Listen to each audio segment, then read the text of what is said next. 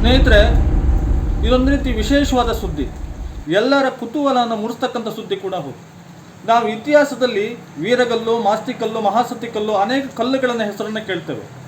ಅಂದಿನ ಘಟನೆಗಳ ಸಾಕ್ಷಿ ಕೂಡ ಹೌದು, ಅಲ್ಲದೆ ಮುಂದಿನ ಅಧ್ಯಯನಕ್ಕೆ ದಾರಿ ಮಾಡ್ತಕ್ಕಂಥ ಪಳೆಯುಳಿಕೆ ಕೂಡ ಹೌದು. ಆದರೆ ಇಲ್ಲೊಂದು ಗ್ರಾಮದಲ್ಲಿ ಈ ಕಲ್ಲು ವಿಶೇಷವಾಗಿ ಗಮನ ಸೆಳೀತಾ ಇದೆ. ಈ ಕಲ್ಲು ಕೇವಲ ಕಲ್ಲಾಗಿ ಉಳಿದಿಲ್ಲ, ಈ ಗ್ರಾಮಸ್ಥರ ಅಭಿಷ್ಟ ದೇವತೆಯಾಗಿ ಹೊರಹೊಮ್ಮಿದ್ದಾಳೆ. ಅಲ್ಲದೆ ಪ್ರತಿನಿತ್ಯ ಪೂಜೆ ಪುನಸ್ಕಾರ ಹರಕೆ ಕೂಡ ಇಲ್ಲಿ ಸಲ್ಲಿಕೆ ಆಗ್ತಾ ಇದೆ. ಅಲ್ಲೇ ವರ್ಷಕ್ಕೊಮ್ಮೆ ವಿಶೇಷವಾದ ಪೂಜೆ ಕೂಡ ಇಲ್ಲಿ ನಡೀತಾ ಇದೆ. ಅಂದಾದರೆ ಆ ಕಲ್ಲು ಎಲ್ಲಿದೆ, ಹೇಗಿದೆ, ಒಮ್ಮೆ ನೀವೇ ನೋಡಿ.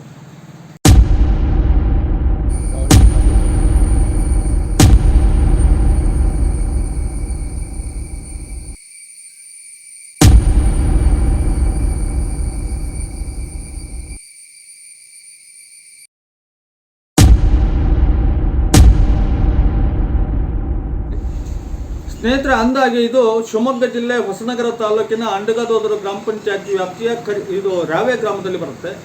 ಈ ಕಲ್ಲು ಇಲ್ಲಿ ಕಲ್ಲಾಗಿ ಉಳಿದಿಲ್ಲ, ಇದು ಗ್ರಾಮಸ್ಥರ ಪಾಲಿಗೆ ಮಾಸ್ತಿಯಮ್ಮ ಅಧಿದೇವತೆಯಾಗಿ ನೆಲೆ ನಿಂತಿದ್ದಾಳೆ.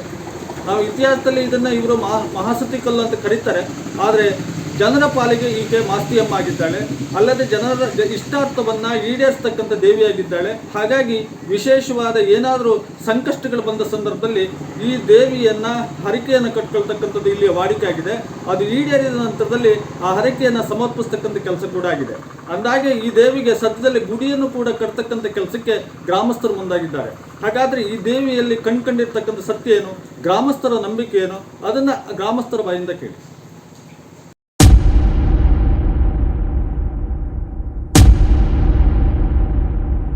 ನೋಡ್ತಿರ್ತಕ್ಕಂಥದ್ದು ರಾವೆ ಗ್ರಾಮದಲ್ಲಿ ಬಾಕಿ ಅಂತ ಹೇಳಿ, ಊರಿಗೆ ಬಾಕಿ ಅಂತ ಕರೀತಾರೆ. ಇಲ್ಲಿ ಸುಮಾರು 400 ವರ್ಷದ ಹಿಂದೆ ಇಲ್ಲಿ ಕೌಲದುರ್ಗ ಮಠದಿಂದ ಇವರು ಸಾಧು ಸಂತರೆಲ್ಲ ಕರ್ಕೊಂಡ್ಬಂದು ಆ ರಾಜಮಂತ್ರದವರು ಪಾಳೆಗಾರರು ನಾಯಕರು ಅಂತ ಬರ್ತಿದ್ರು, ಅವರು ತಂದೆ ಪ್ರತಿಷ್ಠಾಪನೆ ಮಾಡಿದ್ದು ಅವಾಗ 400 ವರ್ಷದ ಹಿಂದೆ.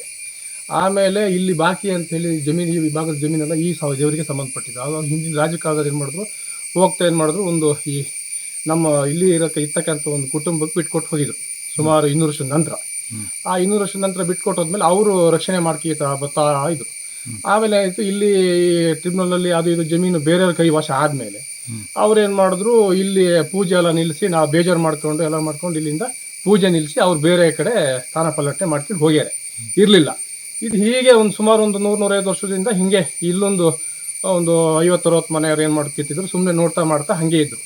ಈಗ ಒಂದು 5-6 ವರ್ಷದಿಂದ ಇದನ್ನು ಪೂಜೆ ಮಾಡ್ಕೊತಾ, ವರ್ಷಕ್ಕೊಂದು ಪೂಜೆ ಮಾಡ್ಕೊತಾ ಬರ್ತಾ ಇದ್ರು. ಆಮೇಲೆ ಶಕ್ತಿನೂ ಭಾರಿ ಇದೆ, ಅಗಾಧವಾದ ಶಕ್ತಿ ಇತ್ತು. ಒಂದು 50-60 ಮನೆಯವ್ರು ಹಿಂಗೆ ಪೂಜೆ ಮಾಡ್ಕೊಂಡು ಬರ್ತಾ ಇದ್ರು. ಈ ವರ್ಷ ಈಗ ಏನಾಯ್ತು ಅಂದರೆ ಬರ್ತಾ ಸ್ವಲ್ಪ ದೇವ್ರ ಬಗ್ಗೆ ಸ್ವಲ್ಪ ಜಾಸ್ತಿ ಎಲ್ಲ ಆಗುಗಳೆಲ್ಲ ಒಳ್ಳೇದಾಗ ಶುರುವಾದ ಮೇಲೆ ಏನಾಯಿತು, ಇಡೀ ಊರಿನವ್ರು ಸೇರಿ ಮೊನ್ನೆ ಅರುಣ್ ಭಟ್ರು ಎಣ್ಣೆಹೊಳೆ ಅರುಣ್ ಭಟ್ರ ಹತ್ರ ಹರಡೋ ಪ್ರಶ್ನೆ ಹಾಕಿ ಎಲ್ಲ ನೋಡಿದಾಗ ಏನಾಯಿತು, ಇಲ್ಲ ಇದು ಕೌಲೇದುರ್ಗ ಸಂಸ್ಥಾನದವರು ನಗರ ಕೋಟೆಗೆ ಸಂಬಂಧ ಇದೆ. ಇದು ಮುಂಚೆ ಯುದ್ಧ ಮಾಡಬೇಕಾದ್ರೆ ಏನು ಮಾಡ್ತಿದ್ರು ಅಂದರೆ, ಇದು ಉತ್ತರಾಭಿಮುಖವಾಗಿ ಕಲ್ಲಿರೋದ್ರಿಂದ ಇದಕ್ಕೆ ಮುಂಚೆ ಅಂದರೆ ಯುದ್ಧಕ್ಕೆ ಸನ್ನದ್ಧಳಾದ ದೇವತೆ ಅಂತ, ಅಂದರೆ ಜಯಶಾಲಿಗೆ ಒಳ್ಳೆ ಉತ್ತಮವಾದಂಥ ಶಕ್ತಿಶಾಲಿ ದೇವತೆ ಅಂತ ಕರೀತಾರೆ. ಇಲ್ಲಿ ಬಂದುಬಿಟ್ಟು ಶಸ್ತ್ರಾಸ್ತ್ರಗಳು ಇಟ್ಟು ಎಲ್ಲ ಪೂಜೆ ಮಾಡಿ ಯುದ್ಧಕ್ಕೆ ಹೋಗ್ತಿದ್ರಂತೆ ಮುಂಚೆ. ಅದಕ್ಕಾಗಿ ಏನು ಕೌಲೇದುರ್ಗಕ್ಕೆ ಮತ್ತು ನಗರಕ್ಕೆ ಒಂದು ಸಂಬಂಧ ಇದೆ ಇದು ಅಂತ ಹೇಳಿದ್ರು, ಅವರು ತಿಳಿಸ್ಕೊಟ್ರು ಎರಡೋ ಪ್ರಶ್ನೆಯಲ್ಲಿ.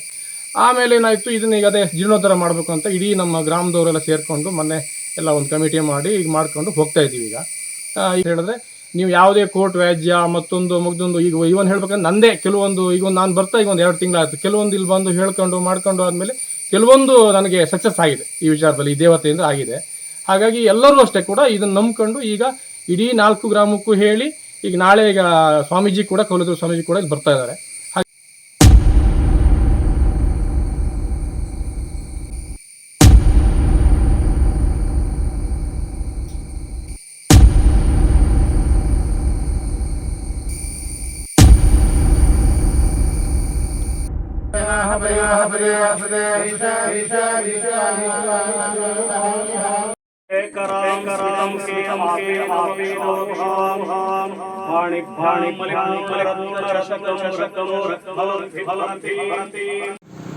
ಸ್ನೇಹಿತರೆ, ಖಂಡಿತ ಕುತೂಹಲ ಮೂಡಿಸ್ತಾ ಇದೆ ಅಲ್ವಾ. ಇದನ್ನ ಅಲ್ಲಿಯ ಗ್ರಾಮಸ್ಥರು ಅವರಿಗೆ ಇರ್ತಕ್ಕಂಥ ನಂಬಿಕೆಯನ್ನ ದೇವಿ ಮೇಲೆ ಇಟ್ಟಿರ್ತಕ್ಕಂಥ ಪೂಜನೀಯ ಭಾವನೆಯನ್ನು ತೋರಿಸ್ತದೆ. ಅಂದಾಗೆ ಈ ಕಲ್ಲು ಹೇಗೆ ಇತಿಹಾಸದಲ್ಲಿ ಈ ಕಲ್ಲನ್ನು ಏನಂತ ಗುರುತಿಸ್ಬೋದಾಗಿದೆ ಅನ್ನೋದ್ರ ಬಗ್ಗೆ ನಮ್ಮ ಇತಿಹಾಸ ತಜ್ಞರು ಈ ಬಗ್ಗೆನೂ ಕೂಡ ಸಾಕಷ್ಟು ಮಾಹಿತಿಗಳನ್ನು ಕೊಟ್ಟಿದ್ದಾರೆ.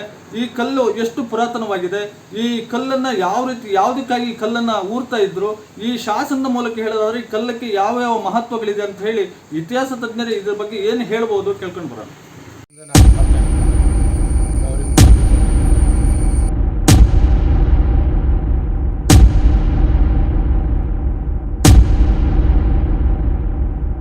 ಶಿವಮೊಗ್ಗ ಜಿಲ್ಲೆಯ ಹೊಸನಗರ ತಾಲೂಕಿನ ನಗರ ಹೋಬಳಿಯ ರಾವೆ ಗ್ರಾಮದಲ್ಲಿ ಅಲ್ಲಿಯ ಗ್ರಾಮಸ್ಥರು ಒಂದು ಸುಂದರವಾದ ವೀರಗಲ್ಲನ್ನು ಅದಕ್ಕೆ ಸೂರು ನೀಡುವ ಮೂಲಕ ಸಂರಕ್ಷಣೆಗೆ ಮುಂದಾಗಿರುವ ಕ್ರಮ ಬಹಳ ಶ್ಲಾಘನೀಯ. ಹೆಸರು ಸೂಚಿಸುವ ಹಾಗೆ ಒಬ್ಬ ವೀರನು ಯುದ್ಧದಲ್ಲಿ ತೋರಿಸಿದ ಸಾಹಸ ಮತ್ತು ಬಲಿದಾನದ ಸೂಚಕವಾಗಿ ಅದನ್ನು ಸಮಾಜಕ್ಕೆ ತಿಳಿಸಲು ಅಂದಿನ ಕಾಲದಲ್ಲಿ ಗ್ರಾಮಸ್ಥರು ಈ ಶಿಲಾ ಸ್ಮಾರಕವನ್ನು ನೆಡುತ್ತಿದ್ದರು. ಇನ್ನು ಈ ವೀರಗಳಲ್ಲಿ ಅನೇಕ ತರ ವೀರಗಲ್ಲುಗಳಿದ್ದಾವೆ. ಅಂದ್ರೆ ಒಬ್ಬ ಯೋಧ ಕೋಟೆಯ ಕಾಳಗ ಇರ್ಬೋದು, ಅಥವಾ ಒಂದು ಗ್ರಾಮದ ಗಡಿಯನ್ನು ಸಂರಕ್ಷಣೆ ಮಾಡುವಾಗ, ಗೋಗಳನ್ನು ಸಂರಕ್ಷಣೆ ಮಾಡುವಾಗ, ಅಥವಾ ಬೇಟೆಗೆ ಹೋದಾಗ ತನ್ನ ಜೀವವನ್ನು ನೀಡಿದ ಸೂಚಕವಾಗಿ ವಿವಿಧ ರೀತಿಯ ವೀರಗಳನ್ನು ನಾವು ಕಾಣಬಹುದು. ಈ ರಾವೆಯಲ್ಲಿರುವ ವೀರಗಳು ಸರಿಸುಮಾರು 7 ರಿಂದ 8 ಅಡಿ ಉದ್ದ ಇದ್ದು ಅದರಲ್ಲಿ 4 ಪಟ್ಟಿಗಳನ್ನು ನಾವು ನೋಡಬಹುದು.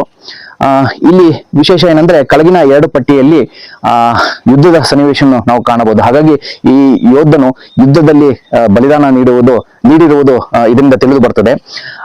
ಈ ಕೆಳಗಡೆ 2 ಪಟ್ಟಿಯಲ್ಲಿ ಮಧ್ಯದಲ್ಲಿರುವ ಅಂದ್ರೆ ದೊಡ್ಡದಾಗಿ ಬಿಂಬಿಸಿರುವ ವ್ಯಕ್ತಿಯೇ ಈ ವೀರಗಲ್ಲಿನ ಸ್ಮಾರಕದ ಏನು ಹೀರೋ ಅಂತ ಹೇಳ್ಬೋದು, ಅವನ ಬಿಂಬ ಅದು. ಈ ಕೆಳಗಿನ 2 ಪಟ್ಟಿಯಲ್ಲಿ ಅವನು ಬಿಲ್ಲು ಬಾಣವೊಂದಿಗೆ ಕಾಳಗವನ್ನು ಆಡುತ್ತಿರುವುದು ನಾವು ಕಾಣಬಹುದು. ಅವನ ಹಿಂದೆ ಅವನ ಸೈನ್ಯದ ಸಿಪಾಯಿಗಳು ಇದ್ದರೆ ಅವನ ಮುಂಭಾಗದಲ್ಲಿ ಶತ್ರು ಸೈನ್ಯದ ಸಿಪಾಯಿಗಳನ್ನು ಕಾಣಬಹುದು. ಕೆಳಗಿನ ಪಟ್ಟಿಯಲ್ಲಿ ಅಶ್ವಾರೂಢ ಸೈನಿಕರನ್ನು ನಾವು ಕಾಣಬಹುದು. 2ನೇ ಪಟ್ಟಿಯಲ್ಲಿ ಕಾಳು ಸೈನ್ಯವನ್ನು ನೋಡ್ಬೋದು. ಅವರು ಗುರಾಣಿ ಇರ್ಬೋದು, ಕತ್ತಿ ಇರ್ಬೋದು, ಈಟಿಗಳಿಂದ ಯುದ್ಧಗಳನ್ನು ಆಡ್ತಿರೋದು ನಾವು ಆ ಸನ್ನಿವೇಶವನ್ನು ನಮಗೆ ತೋರಿಸ್ತದೆ. ಈ ಯುದ್ಧದಲ್ಲಿ ಆ ಯುದ್ಧನು ಮಾಡಿದ ನಂತರ ಆ 3ನೇ ಪಟ್ಟಿಯಲ್ಲಿ ನಮ್ಗೆ ಏನ್ ಕಾಣಿಸ್ತದೆ, ಅಪ್ಸರೆಯವರು ಛತ್ರಿ ಚಾಮರದೊಂದಿಗೆ ಅವನು ಪಲ್ಲಕ್ಕಿಯಲ್ಲಿ ವಿರಾಜಮಾನನಾಗಿದ್ದಾನೆ. ಆ ಪಲ್ಲಕ್ಕಿಯ ಸಮೇತ ಅವನನ್ನು ಕೈಲಾಸ ಲೋಕಕ್ಕೆ ಕರೆದೊಯ್ಯುತ್ತಿರುವ ಸನ್ನಿವೇಶವನ್ನು 3ನೇ ಪಟ್ಟಿಯಲ್ಲಿ ನಾವು ನೋಡ್ಬೋದು. ಇನ್ನು ಕೊನೆಯದಾಗಿ 4ನೇ ಪಟ್ಟಿ ಅಂದ್ರೆ ಮೇಲ್ಭಾಗದಲ್ಲಿರುವ ಪಟ್ಟಿಯಲ್ಲಿ ನಾವು ಅದನ್ನು ಗಮನಿಸಿದಾಗ ಅವನು ಶಿವಲೋಕದಲ್ಲಿ ಅಂದ್ರೆ ಒಂದು ಭಾಗದಲ್ಲಿ ನೋಡ್ಬೋದು ಪದ್ಮಾಸನ ಹಾಕೊಂಡು ಕೂತಿರೋ ವ್ಯಕ್ತಿನೇ ಆ ವೀರ ಯೋಧ. ಆಮೇಲೆ ಅಲ್ಲಿ ಮಧ್ಯದಲ್ಲಿ ನಾವು ಶಿವಲಿಂಗವನ್ನು ಕಾಣಬಹುದು. ಅವನ ಇಬ್ಬರು ಕುಲಗುರುಗಳು ಶಿವನನ್ನು ಪೂಜಿಸುತ್ತಿದ್ದಾರೆ. ಇನ್ನೊಂದು ಮೂಲೆಯಲ್ಲಿ ಒಂದು ಹಸು ಮತ್ತೆ ಕರು ನೋಡ್ಬೋದು. ಕರು ಹಸುವಿನ ಹಸುವಿಗೆ ಹಾಲನ್ನು ಕುಡಿಸ್ತಾ ಇದೆ. ಇದ್ರ ಸಂಕೇತ ಏನಂದ್ರೆ ಆ ವೀರನಿಗೋಸ್ಕರ ಬಹುಶಃ ಆ ಭಾಗದಲ್ಲಿ ಏನೋ ಒಂದು ಭೂಮಿಯ ದಾನವನ್ನು ಮಾಡಿದ್ದಾರೆ ಅಂತ ಇದರಿಂದ ಗೊತ್ತಾಗ್ತದೆ. ಮೇಲ್ಭಾಗದಲ್ಲಿ ಕೀರ್ತಿ ಮುಖ ಹಾಗೂ ಸೂರ್ಯಚಂದ್ರ ಇದ್ದಾರೆ. ಅಂದ್ರೆ ಅರ್ಥ ಏನಂದ್ರೆ ಸೂರ್ಯಚಂದ್ರ ಇರುವವರೆಗೂ ಈ ವೀರನಿಗೋಸ್ಕರ ಏನು ದಾನ ಮಾಡಿದ್ದಾರೆ ಅದು ಶಾಶ್ವತವಾಗಿರ್ಬೇಕು ಅನ್ನೋದ ಒಂದು ಸಂಕೇತ. ಈ ವೀರಗಲ್ಲನ್ನು ನಾವು ಹೆಚ್ಚಿನ ಅಧ್ಯಯನಕ್ಕೆ ಒಳಪಡಿಸ್ತಾ ಇದ್ದೀವಿ. ಈಗ ಅದನ್ನು ನೋಡಿದಾಗ ನಮಗೆ ಮಾಹಿತಿ ತಿಳಿಯೋದೇನೆಂದ್ರೆ ಇದು ಬಹುಶಃ ಶಾಂತರಸರ ಕಾಲದ್ದಾಗಿರ್ಬೋದು. ಎಲ್ಲರಿಗೂ ಗೊತ್ತಿರೋ ಹಾಗೆ ಶಾಂತರಸರು ಹೊಸನಗರ ತಾಲೂಕಿನ ಹುಂಚದಿಂದ ಅವರು ತಮ್ಮ ಆಡಳಿತವನ್ನು ಪ್ರಾರಂಭಿಸ್ತಾರೆ. ಗಂಗರು ಇರ್ಬೋದು, ರಾಷ್ಟ್ರಕೂಟರು ಇರ್ಬೋದು, ಚಾಲುಕ್ಯರು, ಹೊಯ್ಸಳರು, ವಿಜಯನಗರ ಸಾಮಂತರಾಗಿ ಈ ಮಲೆನಾಡಿನ ಭಾಗದಲ್ಲಿ ದೀರ್ಘ ಕಾಲ ಆಳ್ವಿಕೆ ಮಾಡಿದವರು. ಅದೇ ರೀತಿ ಅವರು ನಂತರದಲ್ಲಿ ಹೊಸಗುಂದದಿಂದನೂ ಆಳ್ವಿಕೆ ಮಾಡ್ತಾರೆ. ಇದರ ಶಾಖೆಯ ಒಂದು ವಂಶಸ್ಥರು ಹೊಸನಗರ ತಾಲೂಕಿನ ಪಟ್ಟುಗುಪ್ಪೆ ಹಾಗೂ ಸಾಗರ ತಾಲೂಕಿನ ಕರೂರು ಹೋಬಳಿ ಮಧ್ಯದಲ್ಲಿ ಸೀತಾ ಎಂಬ ಊರಿನಿಂದನೂ ಸಹ ಆಳ್ವಿಕೆ ಮಾಡಿರುವ ಬಗ್ಗೆ ಶಾಸನಗಳಿಂದ ತಿಳಿದು ಬರ್ತದೆ. ಆದ್ರೆ ಲಿಂಗನಮಕ್ಕಿ ಅಣೆಕಟ್ಟಿನಲ್ಲಿ ಈ ಗ್ರಾಮ ಮುಳುಗಡೆ ಆಗಿದೆ. ಸೊ ಮುಂದಿನ ದಿನಗಳಲ್ಲಿ ಹೆಚ್ಚಿನ ಮಾಹಿತಿ ನಮಗೆ ಒದಗಿ ಬರ್ತದೆ. ಆದ್ರೆ ಈ ಸುಂದರವಾದ ವೀರಗಲ್ಲನ್ನು ಸಂರಕ್ಷಣೆ ಮಾಡುವ ಮೂಲಕ ರಾವೆ ಗ್ರಾಮಸ್ಥರು ಉಳಿದವರಿಗೂ ಮಾದರಿಯಾಗಿದ್ದಾರೆ ಅಂತ ನಾವು ಈ ಸಮಯದಲ್ಲಿ ನಾವು ಹೇಳ್ಬೋದು. ಸ್ನೇಹಿತರೆ, ನೋಡೋದಿಲ್ಲ, ಖಂಡಿತವಾಗಿ ಇದು ವಿಶೇಷ ಸುದ್ದಿ ಹೌದಲ್ವಾ, ಅಥವಾ ಕುತೂಹಲ ಮೂಡಿಸ್ತಕ್ಕಂಥ ಸುದ್ದಿ ಕೂಡ ಹೌದು. ವೀರಗಲ್ಲು, ಮಾಸ್ತಿಕಲ್ಲು ಅಥವಾ ಮಹಾಸತಿ ಕಲ್ಲನ್ನು ಇತಿಹಾಸದ ಅಧ್ಯಯನಕ್ಕಾಗಿ ನಾವು ಬಳಸ್ತೇವೆ. ಆದರೆ ಈ ಗ್ರಾಮದ ಜನ ತನ್ನ ಅಧಿದೇವತೆ ಮಾಸ್ತಿಯಮ್ಮನ್ನಾಗಿ ಪೂಜೆ ಮಾಡ್ತಾ ಬಂದಿರತಕ್ಕಂಥದ್ದು ವಿಶೇಷವಾಗಿ ಗಮನ ಸೆಳೀತಾ ಇದೆ. ಅಲ್ಲದೆ ಇತಿಹಾಸ ತಜ್ಞರು ಸಾಕಷ್ಟು ಮಾಹಿತಿಗಳನ್ನು ಈ ಕಲ್ಲು ಬಗ್ಗೆ ಕೊಟ್ಟಿದ್ದಾರೆ. ಸಾಕಷ್ಟು ವೀರಗಲ್ಲುಗಳು, ಮಾಸ್ತಿಕಲ್ಲುಗಳು, ಮಹಾಸತಿಗಳು ನಮ್ಮ ರಾಜ್ಯದ ಎಲ್ಲ ಕಡೆ ಕಂಡು ಬರ್ತಿದ್ರು ಕೂಡ ಈ ಕಲ್ಲು ಇಲ್ಲೊಂದು ಧಾರ್ಮಿಕ ಭಾವನೆಯನ್ನು ಹುಟ್ಟುಹಾಕಿ ಅಥವಾ ವಿಶಿಷ್ಟ ಅಧಿದೇವತೆಯಾಗಿ ಗಮನ ಸೆಳೀತಿರ್ತಕ್ಕಂಥದ್ದು ಮಾತ್ರ ಸತ್ಯ. Ravi Bidnur, good morning Karnataka, Shivamogga.